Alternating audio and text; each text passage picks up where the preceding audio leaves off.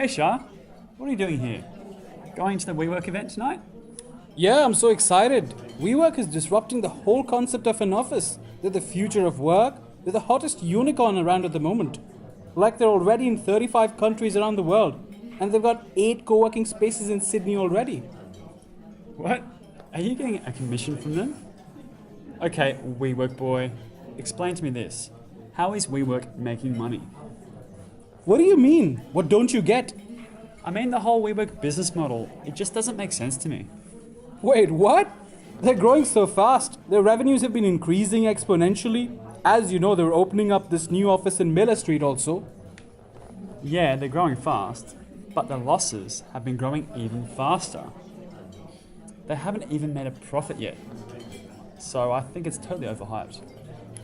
Then why are they opening up a new office if they're not doing well? I mean, why would you grow if they're not making money?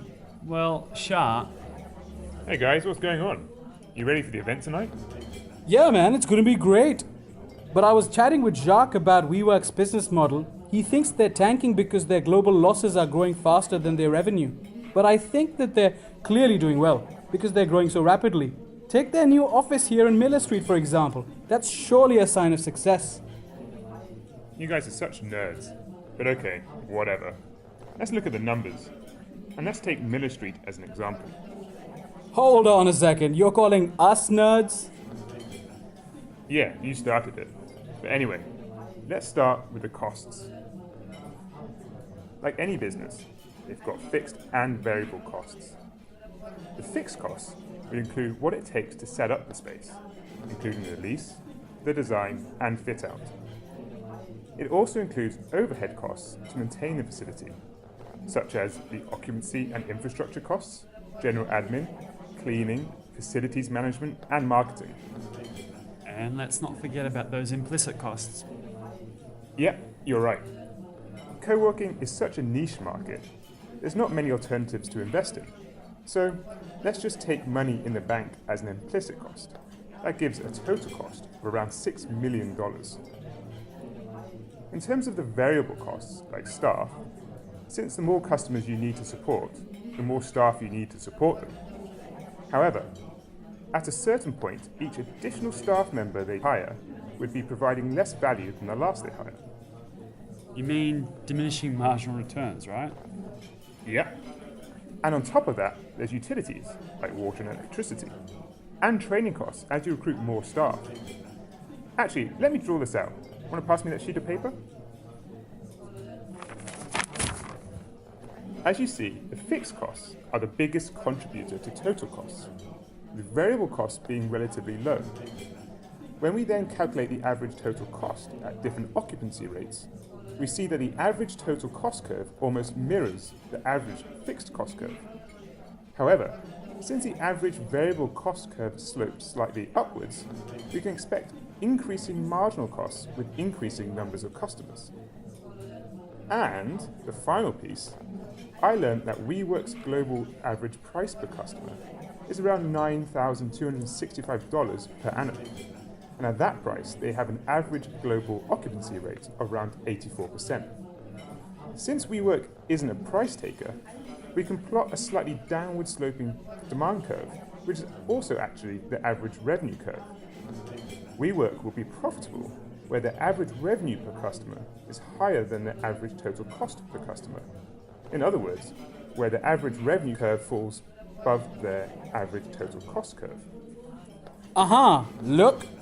You can see that they break even at 575 desks, which is at 65% occupancy. And if we map out the marginal revenue curve, we can see they would achieve maximum economic profit at 87% occupancy. That's it. I'm right, Jacques. Shah, hold your horses, mate. The economic profit is the gap between average revenue and total cost curves, which it's like razor thin here. What is that, 400k a year? Let's be honest, that's not a lot given the massive outlay of capital. But we were talking about... Hey guys, what are you looking at? Hey Chen, we're just talking about how WeWork makes money. Let me see. Well, you are using the global average data to calculate the revenue of one office. But let's be real, they can make more money by optimizing the configuration. Let me show you. If we look at their services, they have three types of membership options: hot desk, dedicated desk, and private offices. They all target at different customer segments and therefore charge different prices. You're right. And actually, WeWork is using machine learning algorithms to design the layout and utilize the space very efficiently. That's correct. But it's also very complicated. Let us work with a simplified model for now and apply ceteris paribus principle. Firstly, report has shown that the enterprise users who take up private office are around 30%. So that leaves us with 70% to play with different desks. Just looking at the average price per customer, dedicated desks seem to be more attractive than hot desks. But with hot desk, customers can actually oversubscribe. And usually 1.1 to 2.5 customers will share a hot desk. Given its popularity within the North Sydney startup community and the perceived scarcity at different levels, let me just do a quick estimation. If we plot the amount of revenue that can be generated at different configurations, we can see that the maximum revenue is reached when hot desk consists of 30% of non-office space. Therefore, the optimum configuration shall be this, which will give us over 10,000 per desk revenue a year, or around 10% more than the global average. So go back to your model. The average revenue and the economic profit will increase significantly. But that's not comparing apples with apples. We know that WeWork globally has an average occupancy of 84%. So how can you justify using an occupancy rate of 100%? Yes, that's correct. Globally, WeWork in Sydney is still new, and the current demand is higher than supply. Just think of fish burners. It has like crazy waiting lists just to get in. Financial Review also indicate the vacancy rate around Miller Street is only 6.3%. So that's why I think we can safely assume they can get more than 90% occupancy. No, that's short-sighted. You need to consider the long-term view of the world. View of the world? Are you guys talking about politics? No. We're discussing the economics of WeWork. Are you also here for the WeWork event? Yes. WeWork, my favorite topic. So, what's the consensus? It looks like their business model is pretty good given the current level of demand. People, why are you only looking at current levels of demand? You should look at the long term. If we think about the market structure, while there are relatively high barriers of entry due to high establishment costs, anyone with money can enter the space. This means, in the long run, we can expect to see more intense levels of competition. And on top of that, the startup community would have plenty of similar choices for their co-working options. So, in summary, there's going to be high rivalry amongst existing competitors, high threat of new entrants, and high bargaining power of buyers. This means that WeWork is operating in a monopolistically competitive market. And if I apply this to your graph there,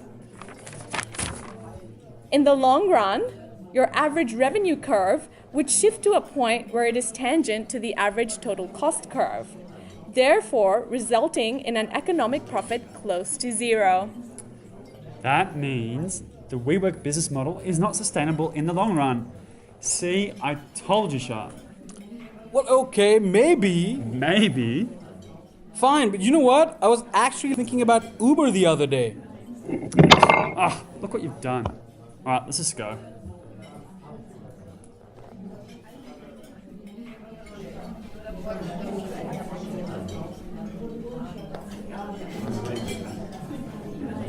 Splat! Splat! Splat! Splat! Splat.